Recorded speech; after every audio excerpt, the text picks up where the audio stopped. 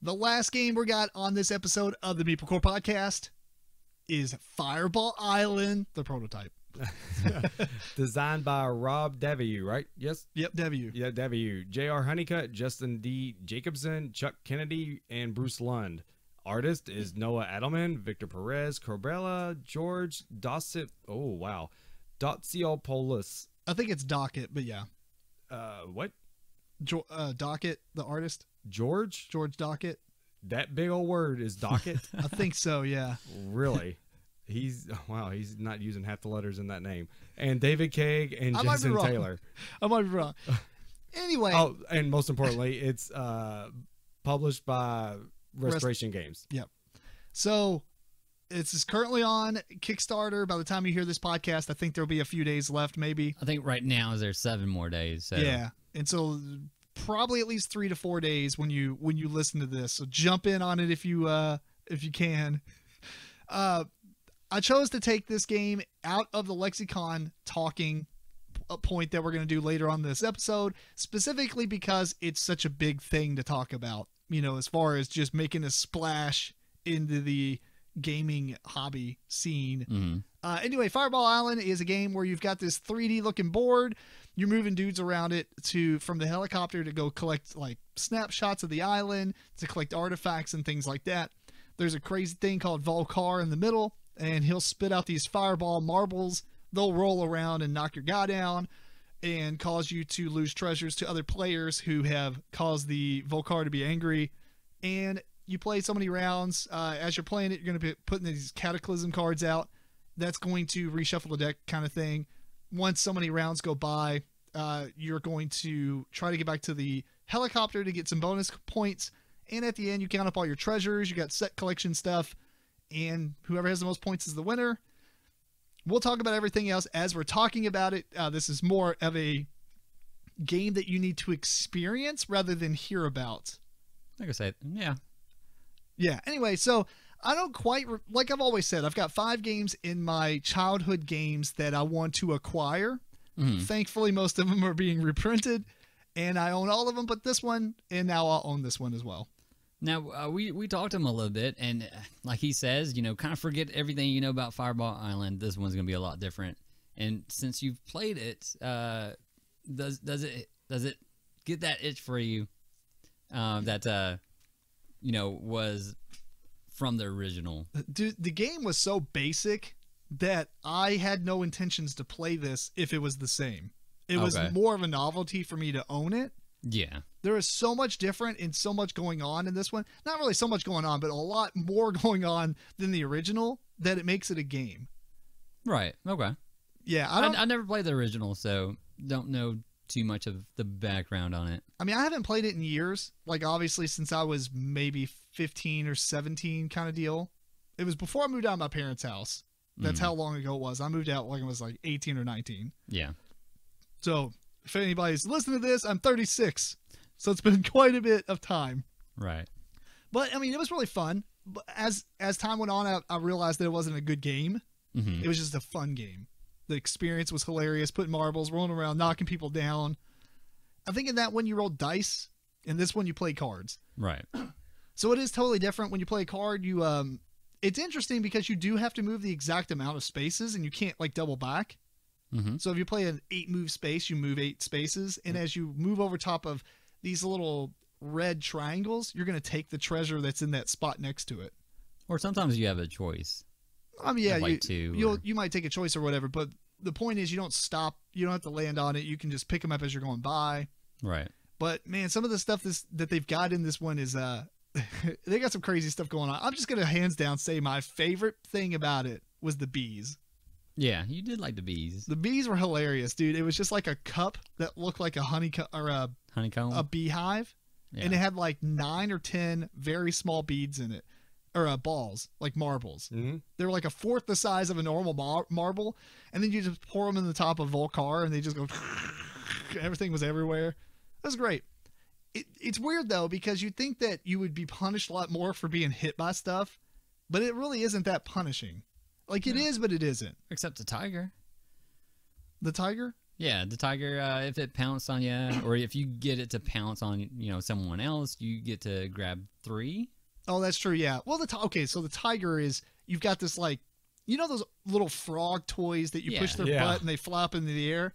It kind of looks like that. This is obviously an extremely early prototype, but it's the same concept. You press down on its tail basically, and it'll launch them. If you hit somebody, you've been practicing, or you got really lucky. That was in luck. Or you're Eric. No, it's or it's Eric. Yeah. So yeah, when the tiger hits you, you get to steal 3 treasures from them. Otherwise, if a marble hits people, you steal a treasure. Wherever they land, they're going to stand back up in that same spot. If you're already knocked down, you can't have stuff stolen from you anymore. Mm-hmm. So it's not like, you're going to get knocked down and be completely beat up by 3 other players before it's your turn again. And the bees are pretty cool because same thing, but you also get a bee sting, meaning it halves your movement for the next move you go, and then it's removed. So it's a lot of little cool things going on. There's little caves on the board that you can walk into to teleport around the board, or to teleport to the expansion board with the ship. Possibly. Possibly. Because when you do that, you have to roll dice. Oh, yeah. And go to, but you have more than one choice. Like, if you roll 1, there's going to be 1 over here, and then a 1 over there. So you usually have a choice of maybe 2 spots that you can go. Right, yeah. But you're not going to choose any choose. cave. You got to choose one from the ones you roll, but it's quite a bit of choices. I mean, it's not like it's limited. I mean, it is limited. It's limited, but my point is you never feel like, oh, why am I over here? Because you spawn in the one spot you didn't want to go to. Right. Otherwise, yeah, that's like the game. I mean, you play cards. The cards have like a top part, which is the movement, and then it has like an optional bottom part.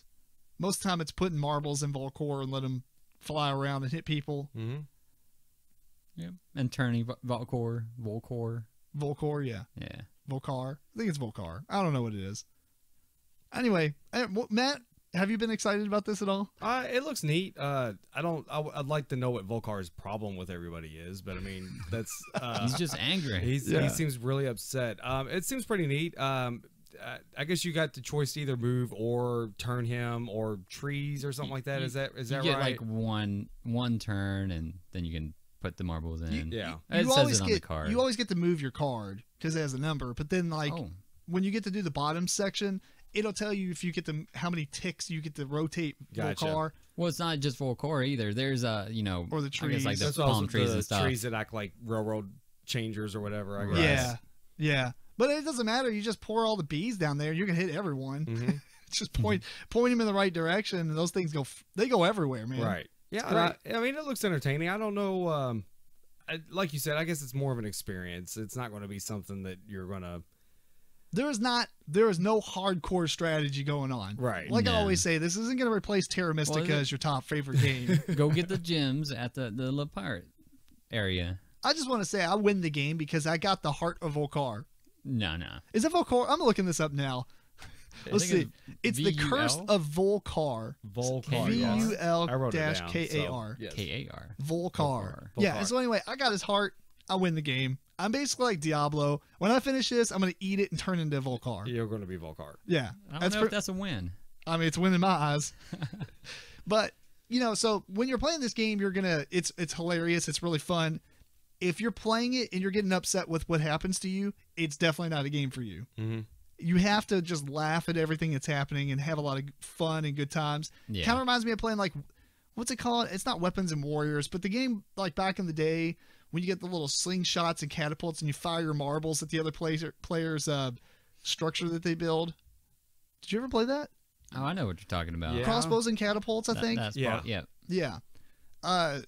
It's like that. You build something up, somebody else destroys it, and you're like, ha ha ha. It's kind of like Galaxy Trucker.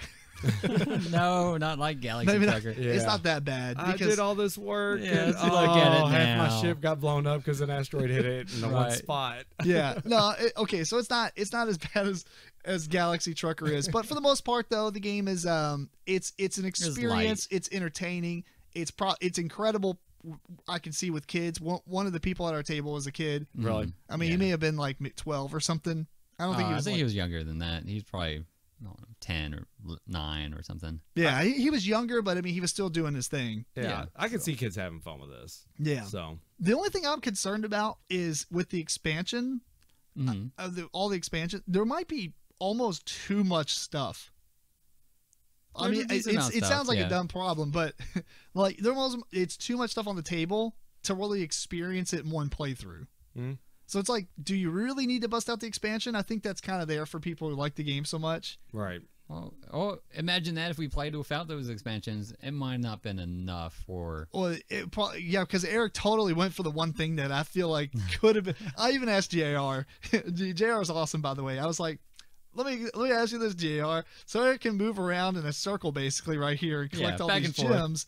On the ship, there's like these 2 points that have all these like little silver gems. Yeah. And when you pick them up, They look like little diamonds. Yeah, look little diamonds. They refresh, I guess. No. Oh. There's only 6 of them, I think. Oh, gotcha. Yeah. But there's 3 in each slot. And so, but on your next turn, you just go back, and almost every single card is going to get you enough movement to cross both spaces. Yeah, it was like 5 spaces between them. I was gonna say, the ship's not real big. From what I No, remember. it's pretty small. But what's crazy is they're only 2 points at the end of the game, but you can spend them to take another turn. So these guys, they only spent 1 turn every turn.